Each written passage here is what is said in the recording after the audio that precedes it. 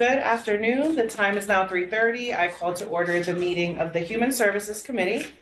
A copy of the agenda for this meeting may be found on the county website under the tab for the legislature. Please silence your phones and electronic devices. At this time, I ask that you please rise for the pledge. Allegiance to the flag of the United States of America, and to the republic which stands one nation, under God, indivisible, with liberty and justice for all. Doreen, would you kindly do roll call, please? Absolutely. Emo, Ellers, Geller, Ravella, Sutherland, Tortel. Here. Shuey. Here. Ramos. Here. 5 present, 3 absent. Great, thank you. Welcome to the final meeting of the Human Services Committee for 2025. Today we have our department heads here providing some end of year updates. And I just want to thank each of you for just all the work you do in service to the residents of our county. So first and foremost, we have Danielle Diana Smith, Director of Office for the Aging, with an end of year update. Can I get a motion to discuss? Second. All right, floor is yours. Hi, how are you? Hi. Some of my colleagues say I talk too long, so I'll make it as quick as I can. Christian, you shouldn't say this.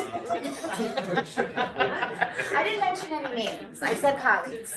We all know who you're talking. There's no big conferences in that background. Yes, we do a lot of great things at Office for the Aging, so I need to talk about it for a minute. So thank you for the opportunity to share an update on how our programs have been servicing older adults across the county this year. I'd like to highlight the measurable impact we've made, as well as the growing needs we continue to meet every day. This year has really been a year of transition. And I've been here before, and I've said that I've been in the office for quite some time, but took on a big role. I didn't realize, how big it was. So since February, I've been the director, and Erin Braun, our assistant director, came on with me in May. So I really just kind of spent the better part of the year just kind of taking a step back, looking at our policies and procedures we've had in place, since I've been there for 14 years. Met with the staff individually, really just absorbed and just kind of, just like I said, took a step back and looked from the outside in with what I could do. I didn't want to come in, making all these changes right away. So I did a lot of that. When I took over in February, we were down 11 full-time staff. And with a department of 49 people, that we were feeling it back in the beginning of the year. It was tough. I have really hardworking, dedicated staff. They always work above and beyond, but being down that many people and taking on a new role, that's really what my focus was. So I'm happy to report that as of today, I worked really hard and we've hired 10 new staff. I was instrumental in the entire process. I looked at every single application. I really wanted to surround myself with really good, dedicated, hardworking people. So every application that came in, I looked at it, I reviewed it, I sat in on every interview. And like I said, we're now up 10 new people. So I'm really happy, about that.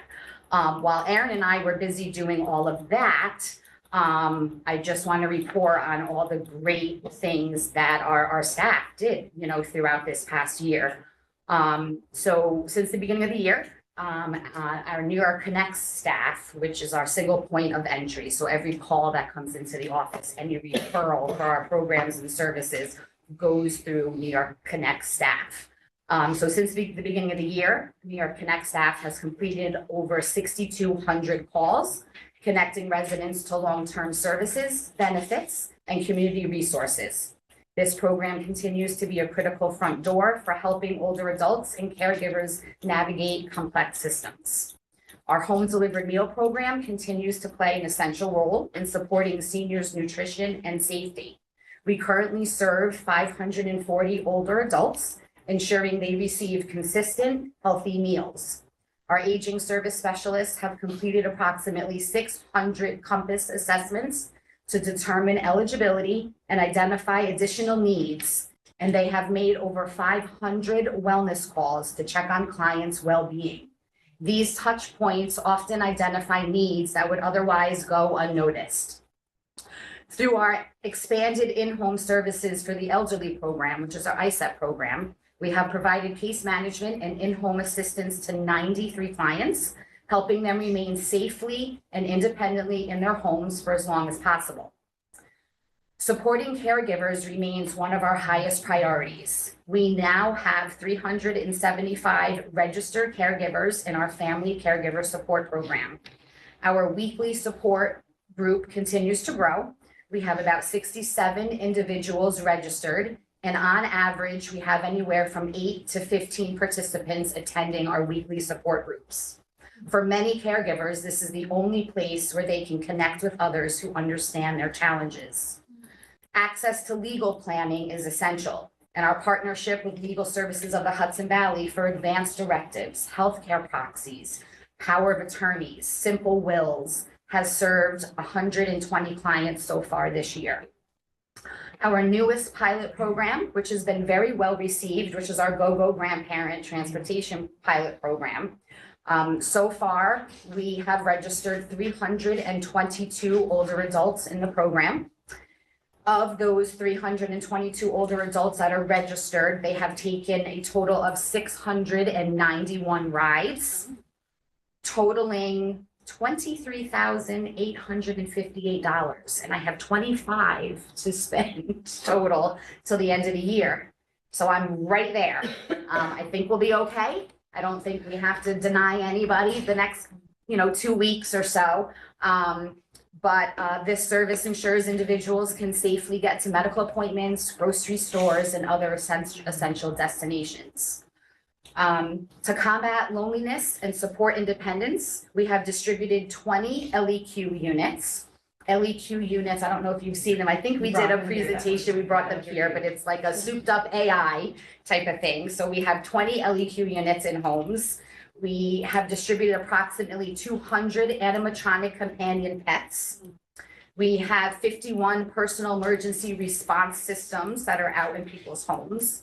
And these tools have been incredibly impactful for those clients who are isolated or living alone. Our nutrition counseling services has supported 166 clients, helping them manage chronic health conditions and improve overall well-being through personalized guidance. We now have 215 older adults who are receiving meals at one of our congregate dining sites. We are now up to 6 sites countywide. We are in Blooming Grove, Cornwall, Montgomery, Greenwood Lake, St. Paul's Church in the city of Middletown, and now Chester is our newest site that just opened up at the end of October. Next year, I hope to open up one in Highland Falls and also in Deer Park. And then I think we will have a really good representation countywide with our congregate dining sites. We've assisted approximately 950 older adults through our HICAP program, where we educated and helped them navigate through the health insurance process, all things that have to do with Medicare, Medicare Savings Program, the EPIC program, all things insurance. Right now, we're really busy with our HEAP program. As we all know, it usually opens in November 1st. That was unfortunately a program that did see some of the federal cuts. It now did open on December 1st. The past HEAP season, so it starts, last November and ended somewhere around March, I believe. We assisted about 327 older adults. Lacey's department in DSS handles the majority of HEAP cases. We handle all the older adults, so the 60 and older population. Since HEAP opened just on December 1st, the staff has already assisted 97 older adults with their home energy expenses. So we'll see how, the rest of this season plays out. We currently have 53 new volunteers that joined our RSVP program this year. So that brings us now up to 435 active volunteers that are 55 years old or better, stationed throughout 23 different volunteer stations countywide. And then just in terms of our events and our senior health and wellness programs, I had staff out in the county. We completed 2 8-week A Matter of Balance classes, 2 10-week bingo size classes, and 5 10-week Tai Chi classes at 9 different senior centers countywide. We held 8 senior games events throughout the year. We had a very successful health and fitness day in May that brought over 500 older adults with over 50 vendors to Thomasville Memorial Park in May. And that's a day of fun and fitness and education. We held our annual caregiver symposium that again drew over 100 older adults and caregivers with over 40 vendors at the Newburgh Armory Unity Center. Our annual RSVP luncheon and our home delivered meal volunteer recognition were both a success, where we honored our hundreds of volunteers that help us throughout the year. We established our Grand Times and Little Rhymes play group in conjunction with the Orange County Health Department, which is a once-a-week play group for older adults and the children that they are helping to raise. So we have that once a week at the Armory. These numbers represent more than services. They represent people whose lives are safer, healthier, and more connected because of the programs we offer. As our older adult population continues to grow, the demand for these supports will only increase. We are proud of the work being done to ensure that every older adult in our county has the resources they need to age with dignity and independence. Again, I want to thank you for your confidence in me to lead the Orange County Office for the Aging Department. Thank you for your support and your commitment to the older adults in our county. As our population continues to grow, the need for strong, responsive senior services will only become more critical, and it's with your continued support and with our dedicated, hardworking staff that we can all ensure that every older adult has the resources they need to age in place safely, confidently, and with the respect they deserve. As you can see, I truly love my job. I like to think that I have the best county department with the best staff in Orange County, and I'm very excited to see what 2026 will bring. Thank you. Thank you so much. We really appreciate all that you do, and of course, Thank you. Let's sing to you. That's fantastic with the go-go grandparents. Yes. The success that you've had with it. When did it exactly start up? It started August 28th. Might have been the 26th, So, but August, end of so August. was your $25,000 that you mentioned, was that prorated just because you're gonna do about 4 months? September? No, right now I'm working off of New York State Office for the Aging contract. So that's what the New York State Office for the Aging allocated to Orange County Office for the Aging. Orange County Office for the Aging was a little late coming on board, and only because the go-go grandparent uses Uber and Lyft. And Uber and Lyft a couple years ago just wasn't prevalent like it was in some of the other counties. So there were 36, there are 59 AAAs throughout New York State. 36 of them were already part of the go-go grandparent program. I believe it was Orange County, Sullivan County, and one other county, I'm not 100% sure on, that all came on board around this time. So at the time, that's what the state allocated to us. So have you received your allocation? Not yet. I had a state call yesterday. They promised the state allocation within the next week or two. Okay, 'cause my only so, concern was that yes. if you went through 23,000, Yes. 25 in September, October, 4 months, Yes, that I'm hoping that you get a lot more than that. yes, Because that's just gonna grow and grow and grow. yep. I Extrapolate. believe the other counties that started at the beginning of the year in January, I believe they all got somewhere around 75 to 100,000 from the state. So I'm just waiting to see what those numbers look like for next year. Yeah, and then one last thing. Yeah. With the 322 signups. Yep. Times that by 2, that's 600 change. So it looks like, just on the simple math would be that they each sign up, use the service approximately 2 times. Do you know how many, or, right, you obviously know how many, people have used it, so is it pretty much working out, or some people overusing it? Some No, of the so signups right not now, using so when they register with our office for this program, at the onset, we say that our funding will allow anybody to receive up to 3 one-way rides, 6 Not true. round trip. Okay, I'm sorry, 3 round trip, 6 one-way. okay. Yeah, Good. rides. So I just started looking at that because again, I have to start planning for next year and the funding and I want to see where these people are taking the rides. A lot of right now I kept it open and it's kind of wherever they need to go. A lot of the counties only do medical transportation. Some do medical and rides to church and religious things. So I right now kept it open. It's kind of wherever they want to go, as long as they're 60 and older. We've asked them, a couple other questions. And in looking, I would say out of the people who have registered, the majority are taking it to medical. And I would say about 30–40% of them have used all of their allotted rides. I have some that are literally just hanging out in the system that registered back in September and haven't taken any rides. So yeah, Great. we're working on it. Great It's job. a really good program. Yeah. Thank you. Thank you. Thank you so much. too. Any other? All right, thank you so much for your time, Danielle. Thank you. All right, Thank you. You too. next on the agenda, we have Stephen Knob, Director of Employment and Training, with his end of year update. Tough act to follow. You can do it. You can do it. You know what? got this.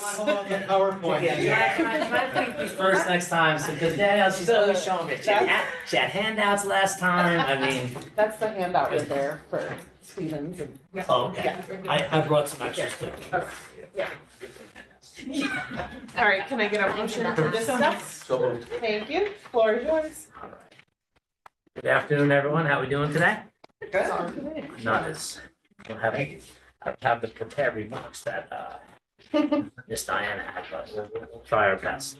I've been at this a little longer than she has, so maybe I don't have quite the enthusiasm. I'm doing this since 2006, so yeah, Anyway, thank you all for the time today. I appreciate it. I just put a little something together here, kind of some of the statistics from our department for 2025. I thought that were relevant for what we do. You're familiar with a lot of the programs that I mentioned here.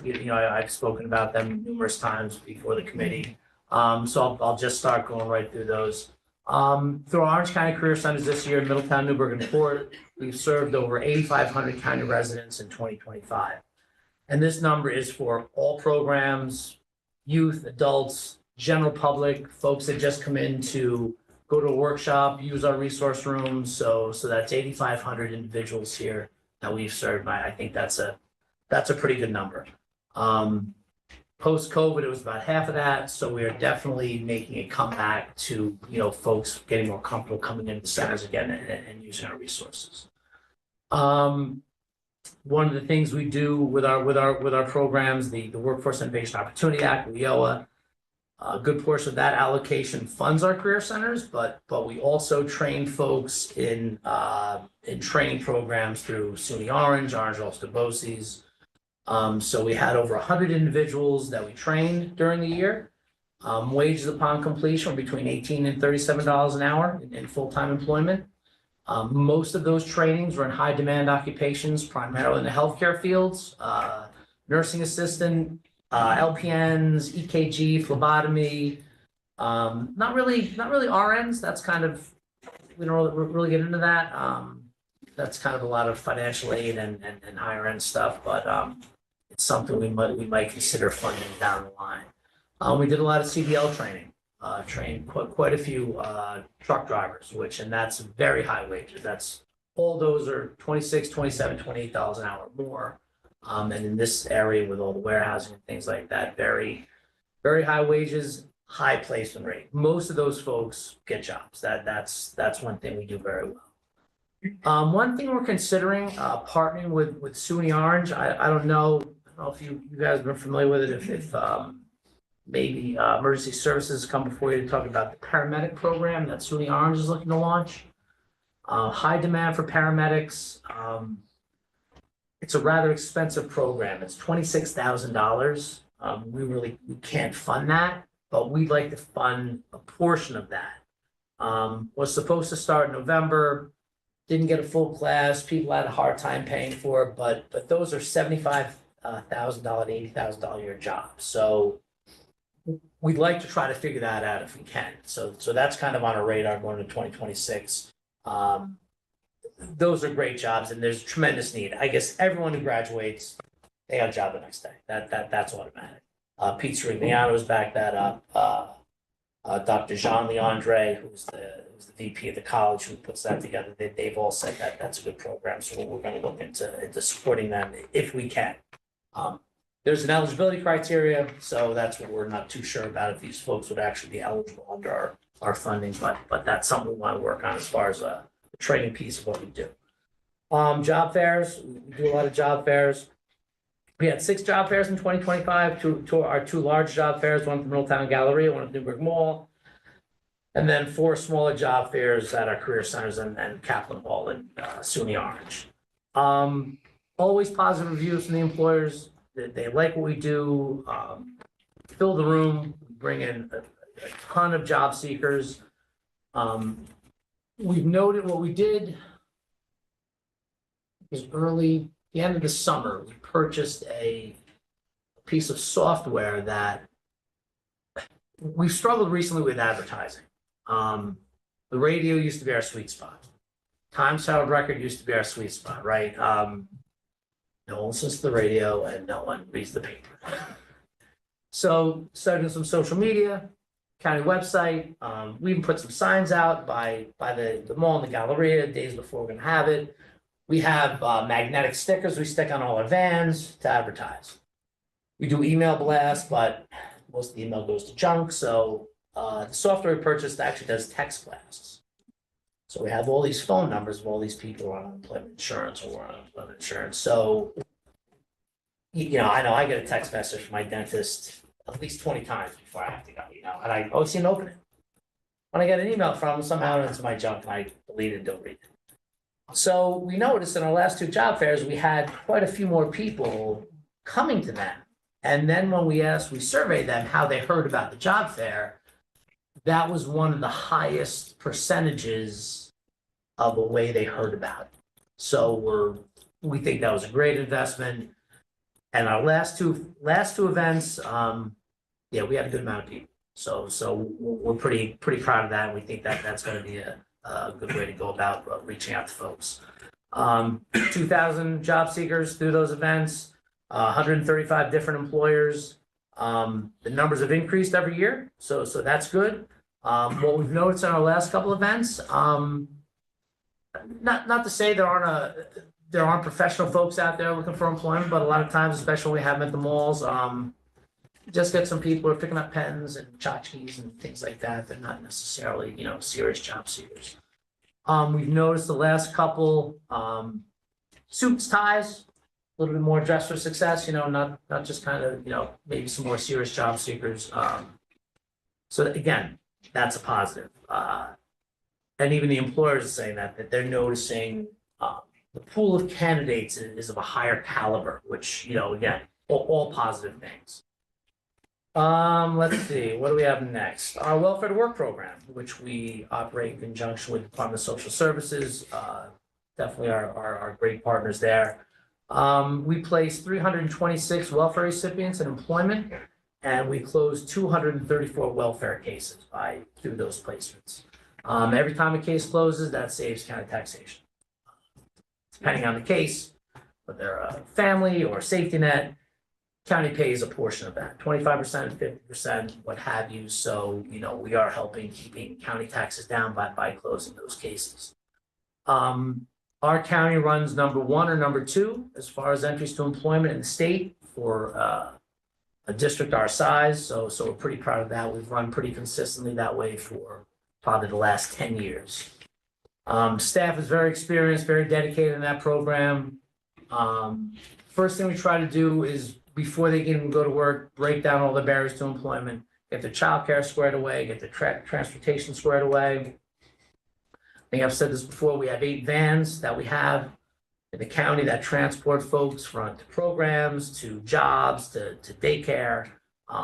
That is one of the biggest assets that we have for that welfare to work program. Without that, we definitely wouldn't have the placings we have.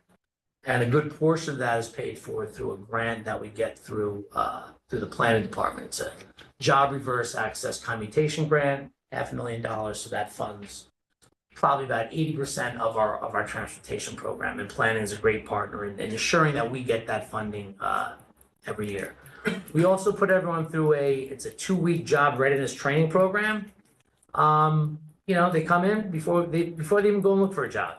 Come in 2 weeks, sit with staff, go through resume prep, interviewing skills, get your childcare set up, your transportation, budgeting, how to find, all those things that, we try to motivate them to have them ready to go out and look for that work.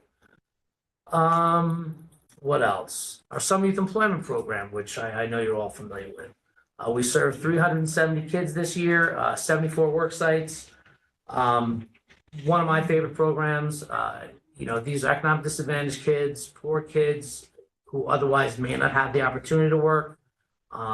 These 74 employers are just fantastic for taking them on and giving them that opportunity, that experience, so they can at some point live quality, productive lives as they go on through their education. We lease additional vans from DPW for this program because a lot of these kids, depending on the work site is, they can't get there, so we have a pretty extensive transportation network to get these kids around. What goes in tandem with that, fairly new, and I've mentioned this before, is the Youth Employment Program, the YP program. Let's see, we have 330 kids are going to start. They just started. It just started this week. That's up from, I think we had 186 last year. So again, expanding, more employers, more kids, economic disadvantage, City of Middletown, City of Newburgh, City of Fort Jervis. So again, hopefully the state continues to fund that. We keep that going. It's a nice complement to the summer youth program, kind of keep these kids engaged, keep them going. It's also good to know that a lot of employers pick these kids up. After the program is over, they hire them. They pay out of their own pocket for these kids to stay there. So that's always a great experience for these kids and for the employers. Another youth program we run through our WIOA funding is our year-round youth program for dropout out of school youth. SUNY Orange and Orange Ulster BOCES run that. They did 110 kids this year, and 55 of those individuals so far have received their GED to date, which is fantastic. A lot of those kids go on to another training program, possibly on to college. So, these dropout kids that otherwise may not get their GEDs, through these programs, they get those GEDs. Also with our funding to SUNY Orange, it allowed them to apply and receive the designation to be a certified GED testing site. Orange County does not have one. They haven't had one in quite some time. If you want to test for your GED, you had to go to either Dutchess County or Westchester County. Most of the people taking their GED are economic disadvantaged and have transportation, may not be able to get there. So through our funding, that gave them a little extra check mark. So SUNY Orange could be a testing location. That's working out well. They're testing people like crazy, so that's great. That's it. Any questions? All right, any questions? Well, thank you so All much right, thank you. for your report All and right. to the great team that you have that, We try. yes. All right. You guys have a great holiday, and You see you next year. Thank you so Take much. care. Thank you. All right, next on the agenda, we have Christian Farrell, Director of Veteran Services Agency, with his end of year update. Welcome, Christian. Can I get a motion to discuss? Floor is yours. Good afternoon, everyone. Thank you for having me. All right, so I'm going to start a little differently than Steve, and I apologize. I don't have handouts. I should have been more prepared, but I don't have that. But anyway, I'm going to go on the, what I've always been told is there's good news, bad news, get the bad news out first. So unfortunately, and also I'm segueing. You heard Danielle talk about the Go-Go grandparents program, and you, the legislature, are very good to the Veteran Service Agency in supporting the Go-Go Veterans Program. All right, Chairman Ramos, you started that, and you guys pledged $50,000 for 2026. However, we've run into a obstacle that we think we can get overcome, but it was just last week. I learned from the legal department that the Go-Go veterans and the Go-Go grandparents is slightly different in that the Go-Go veterans need to go out to bid.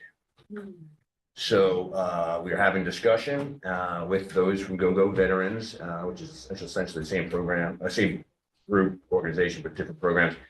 And because Office of the Aging gets money from the state, they're able to, and the state can kind of direct them where they want them to use it. They're able to do that. But even getting a sole source provider letter from the Go-Go Veterans Group, legal has said, can't do it this way. You need to put it out to bid. So we're working on that. I spoke to my counterpart in Dutchess County, where they have launched the program just today, this morning, to see how they actually did that. And they were able to go that way with the sole source provider. Their program is working very well. So I am optimistic and hopeful and confident that we can get this going in 2026. However, I just wanted to let you know, because I thought that would be something you guys well know, that it's, again, I thank you for the support. All the veterans in Orange County, thank you for the support. Hopefully soon in 2026 we'll have it going, but it has run into that. Question, what exactly is going off RFP, like the actual service provider, like Uber, Lyft, or? So yeah, so just to give you, again, for you who don't know too much about it, so just backing it up a little. So Go-Go Veterans more or less acts as a kind of like a dispatcher using Uber and Lyft to help transport veterans to, like Danielle mentioned, to things beyond what we can provide. Like we take veterans to Castle Point, VA, and down to the Bronx, 4 days ago, Castle Point, 1 day to the Bronx. But this organization will be able to get veterans to, private medical appointments, ShopRite, to wherever they need to go. But whether or not there are other organizations or companies that provide that same service, I guess it's where legal has said, even though they provided the sole source letter, not having too much experience working with this whole thing and legal like that, but I was informed though, just last week, that it can't happen as fast as Office got it off the ground. So, but again, we'll get it done. I'll keep you posted on the Great. progress of that. Thank you. Okay, so get the bad news out. Okay, so otherwise, on the good news, Legislator, should we have a go ahead, question? sure. Yeah, with the sole source provider, is that saying that you have to, that either Uber would have to take 100% of it? I guess the sole source provider, my understanding is they're the only ones that kind of like, we specialize in this for, and they make a claim to like, it's 24 hours and 7 days a week, we can provide transport, whatever they do to try to make themselves unique. But legal is saying that's not the case. We need to know whether or not there are other organizations, companies that do the exact same thing that the Go-Go Veterans Program does, and then if they have to bid to see who would get the service. And then, so let's say if there wasn't any, then Uber would have to bid against Lyft. No, then I guess if not, if there's, all of a sudden it goes out, this is just my understanding. There's no other competition, then yes, so then we use Go-Go Veterans and then they use, I believe, both of them. That's my understanding. Okay, thanks. Okay, so as far as the Veteran Service Agency 2025, again, we have 15 employees, 8 full-time, 7 part-time, doing a lot of different things. It's a group that helps veteran file claims in the office environment. We have those who work outside with the veteran cemetery. And then we have drivers who help deliver food via the Veterans Food Pantry, and there's also transport veterans to their medical appointments. We had this year, we had one unfunded. It's called the VSO, a Veteran Service Officer. They're the ones who help veterans file their claims. It's a free service that we provide, and we have a very good reputation in helping veterans get compensated for their disabilities. The Veteran Cemetery is still the busiest cemetery in Orange County. We're on pace, month is not over yet, but we'll have about 240 burials again this year. Last year was 231, and 2022 is the most we ever had. It was 257 burials. So again, it's about, it's roughly 20 burials a day, or not a day, a month, I should say, because we operate Monday through Friday. But again, very busy, and there were some good things going on at the Veteran Cemetery. We have just recently put the footings and the foundations down for what will be the columbarium extension. Columbariums being, if you're cremated, it's the above ground option for veterans or family members. In 2023, the county executive made that free for veterans. So we've definitely seen an uptick in the amount of folks who choose that option. So when this is finished, which will be sometime in 2026, we'll have capability of 400 new niches available. So that's a good thing, and that's already started.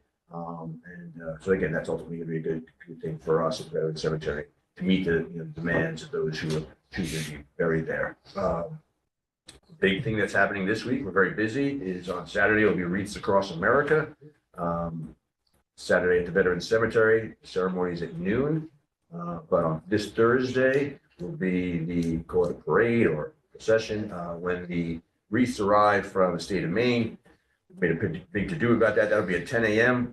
We'll start at the firehouse on the other side of 17, and then work its way right through Goshen past the Government Center. But that's a very good day. Government Center, so to get out there, it's a big. There'll be probably 100 different vehicles, fire trucks, police, the whole thing, and this new trailer that we have. That will be taking the wreaths there. So that's Thursday in preparation for the bigger day on Saturday, where we expect 1,000, 1,500 people who have come out in the past to volunteer to help put the more than 4,000 wreaths down at the Veteran Cemetery to make sure no veteran or family member is forgotten through the holidays. So that's a big day for us. I talked about the transportation. Veterans Food Pantry, we're very busy with that. We right now are just under 200 bags of food get delivered each week to veterans all throughout Orange County.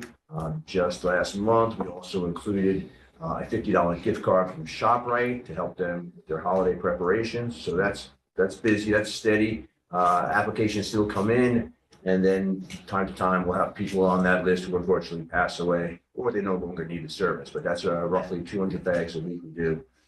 So that's good. Our transportation of veterans is still consistent. And I'll just mention some other things that we throughout the course of the year, we had 4 movies that you're very familiar with. We do them in Monroe, 4 free movies for veterans that are very popular. Veterans get free tickets, a guest gets free tickets, they get free popcorn, free soda. So we hope to continue to do that in 2026. And again, I'm very proud of our office and the relationships that we maintain with the other veterans organizations, the American Legions, VFWs, the Nam Knights, actually, the New York State Division of Veteran Services. So we have a good connection with all of them. Some other things going on that you might want to know. The Rumshock Foundation, which you might know. I actually was a guest waiter there about a month ago. I saw that.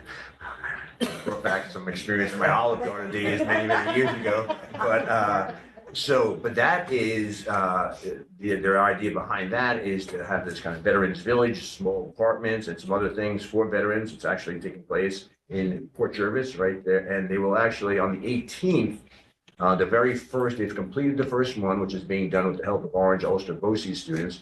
And it's being transported on the 18th in the morning over to Port Jervis. So they made progress. Phil Wetzel, a really good guy who's the founder of that organization. His health has been declining. So hopefully, he's actually, he's very passionate about this. He's been wanting to do this for years. So that's actually happening. Yeah, they're building, it's like a small little apartment. I don't know too much about construction and stuff like that, but they've actually done it with the help of the BOCES students. Carpentry. Yeah, all those, and now it's being, the first one is completed. I think there's 10 actually for this little village. The first one's complete. Then hopefully soon after we'll get some veterans living here. And there's a lot of other components to that, but that's a good thing. Again, we still work with the Orange County Vet Center, which is in New Windsor, and the Vet Center, which is federal, which is part of the VA, that's across from Garnett in Middletown. And then we stay in touch with all of Hudson Valley Veterans Task Force is another, they meet monthly.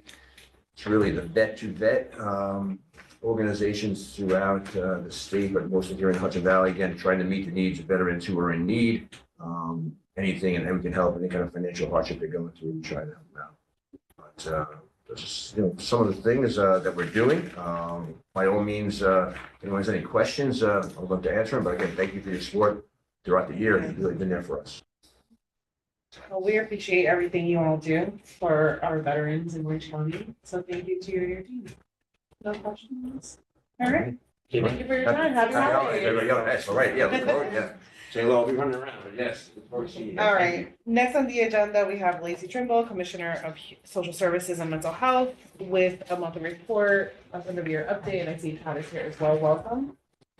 We get a motion to discuss the report. So moved. Second.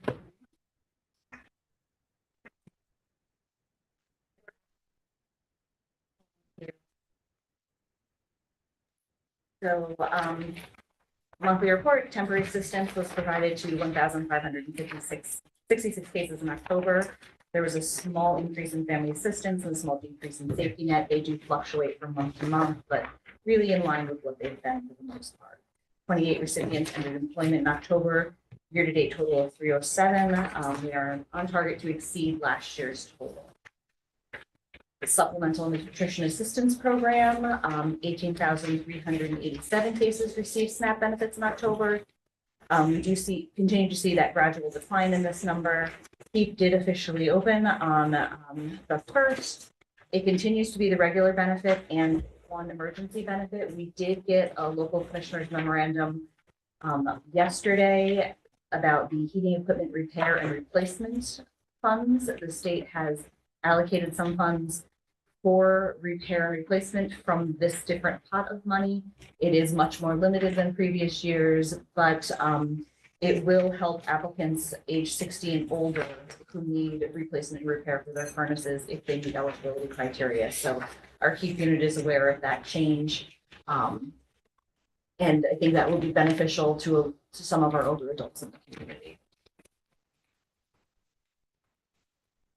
Emergency housing placements. I know Legislator Ramos has heard all about emergency housing today in our earlier committee.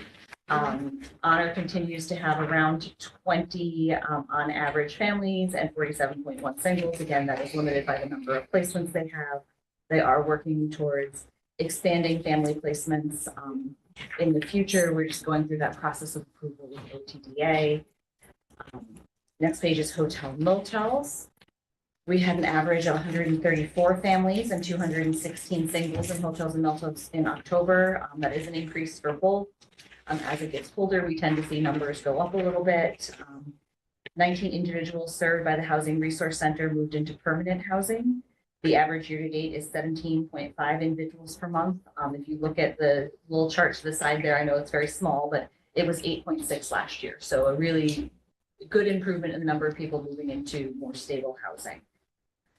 Project Life continues to kind of maintain their status quo in their placements. We're waiting for a couple more of those apartments to come back online. 909 individuals experiencing homelessness received services in October. Our average is 845 individuals through the course of the year. We are continuing to actively work with our warming centers and the Safe Options support team to try to move people out of warming centers and into emergency housing, with the goal of getting into permanent housing. We know those warming centers fill up very quickly. There was a slight change to Code Blue funding this year, where if it remains below 32 during the day, we can reimburse for some of those hours now. It's still the same exact amount of money. So the allocation is the same, but there was some money that was left on the table at the end of last year, at least in one particular program, that could have used it had they been able to use it outside of the nighttime hours. So it will not increase the funds, but increase the reimbursement opportunities so that we're not leaving any of those funds on the table. So I think that is good news, yes. Medicaid has stayed pretty much the same. They are at 20,131 locally managed cases for October. Our decrease since last year is 2.41%. Again, those are expected decreases with the changes related to the unwind and the flexibilities that existed during COVID. Those recipients are 22,236. Managed care has also decreased slightly. compared to last year, but those were again expected. The page 7 is the table that shows all of the Medicaid beneficiaries, both locally managed and the ones that go through the exchange at the state level. Those numbers are still really constant. Since the last report, the data we received goes through March of 2025. There's no surprises in that data at this point. Sometimes the numbers do change after the fact. They, will send us numbers that they had sent us previously, but it's been pretty constant for the last several months. For Raise the Age, there were 19 Raise the Age youth in October. That is our second highest month of this year, but not out of this normal averages we've seen really. But we are continuing to work on the prevention side and trying to reduce the number of youth who are coming in contact with law enforcement for whatever reason they are. We had 307 reports of child abuse or neglect investigated in October. The increase since last month is typical of this time of year, as you can see in those previous months and previous years. One thing we are monitoring is a potential for change to the child abuse reporting in New York State. There's pending legislation that would remove the option for making anonymous reports. The goal of that is to reduce the number of malicious reports that are coming into the system, particularly around custody battles. But there's also some fear that people will not make reports that are necessary to make if they have to give their name. So we're waiting and seeing how this is going to roll out, but it's looking like it's likely that it will be signed by the governor at some point.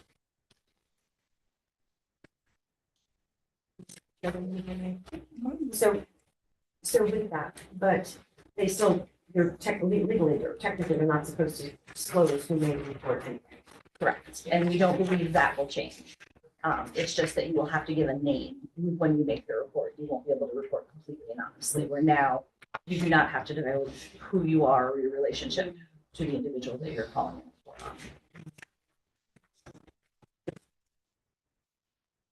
Foster care services provided out-of-home placement to 138 children in October. The average year-to-date is 149. But continues to go down, and that is a really good thing. So we're happy to see those numbers continue to drop, and we continue to have really good success in children not returning to care, which is also important. Total number of adult protective services cases remains stable. Our average is 253.2 cases per month, and our home care cases is also remaining stable. Child support unit served 9,298 cases in October, and over 4.2 million was collected and dispersed. Our year-to-date total is now over 36 million.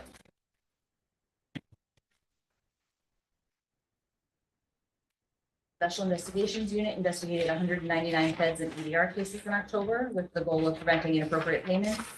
Our year-to-date cost avoidance is over 7.7 million. 91 investigations were completed in October with 74 substantiated, of which 36 resulted in overpayments. Our year-to-date savings from those investigations is 32,217.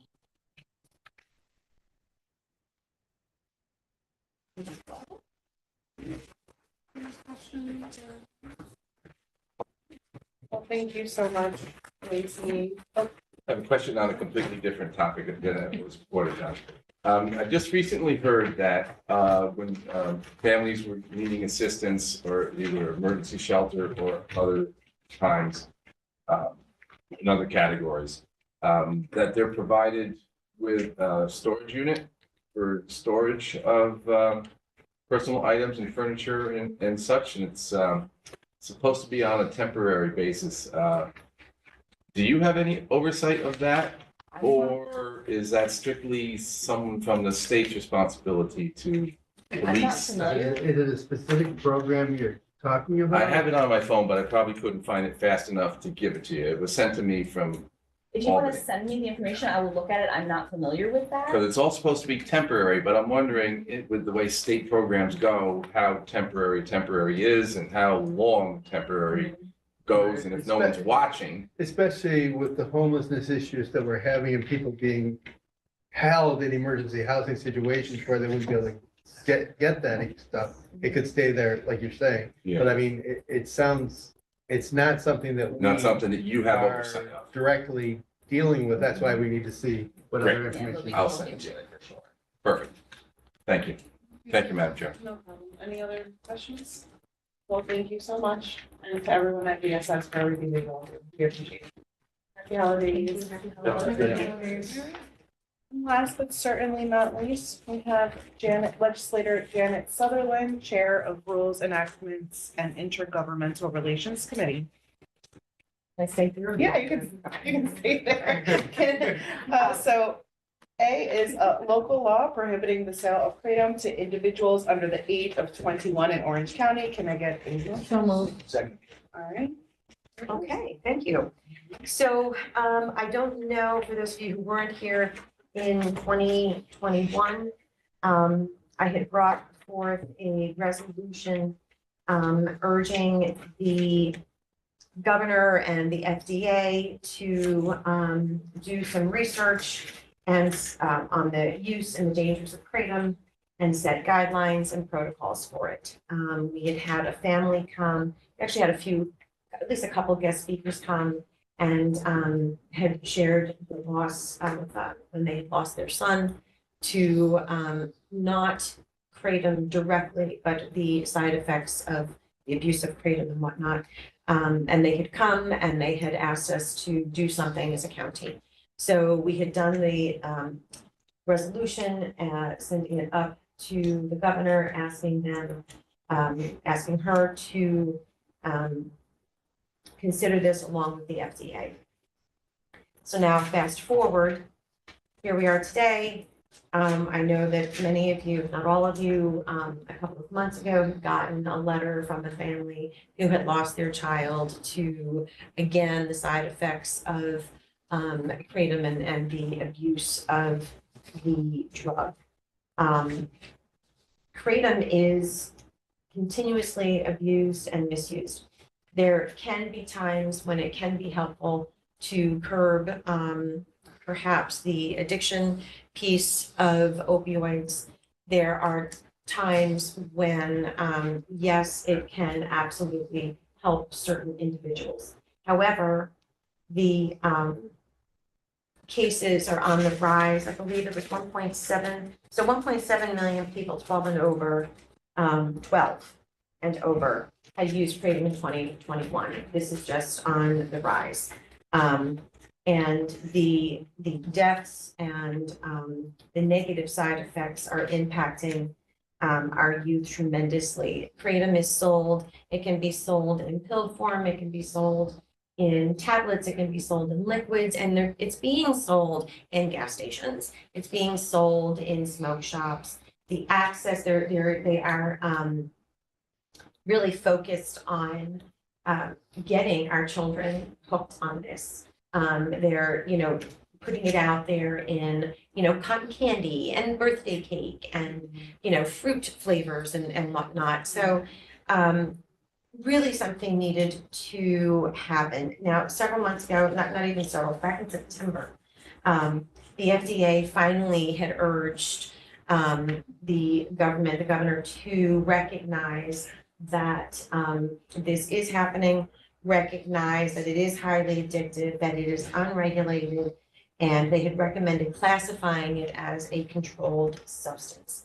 And then they had encouraged the DEA to continue to do that. So I really felt that it was time. In addition, S4552A, I believe it was, and I want to thank legal counsel for working so hard and being so diligent on this local law and the resolution. The moment I brought it to Betsy, she was incredible, jumped right on it, and I appreciate your efforts tremendously. But there has been this law sitting on the governor's desk forever. Actually, it wasn't on the governor's desk. It was just sitting there kind of in limbo. And the Senate, the Assembly had urged her to, bring it up and sign it. And this would ban the sale of kratom to anyone under the age of 21. And it sat there and sat there and sat there. So that's when I reached out to legal counsel about us taking a stand and moving forward and doing something about this. So The local law is prohibiting the sale of kratom to individuals under the age of 21. In the packets attached, you'll see a letter of support from Chief Dominic Velasco, Police Chiefs Association, supporting our endeavor. And you'll also see a letter attached by the DA. His office is supporting the endeavor. The DA has committed to prosecuting anyone who does sell this to someone under the age of 21. It would be most likely the first couple of times in the form of a fine, $500 fine that would increase. And then after that, it would become a misdemeanor. We're also going to be focused on notifying through the Department of Health a letter to all of the establishments that are selling this, letting them know if you do this, this is what's going to happen. These are the repercussions. You get the fines and you get the misdemeanors.